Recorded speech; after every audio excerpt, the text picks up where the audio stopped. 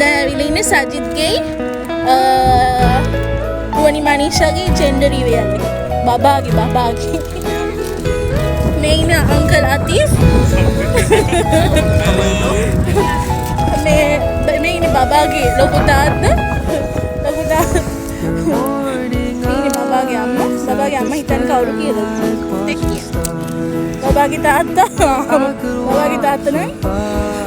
යාළුවාගේ පැත්තේ තමයි ඉන්නේ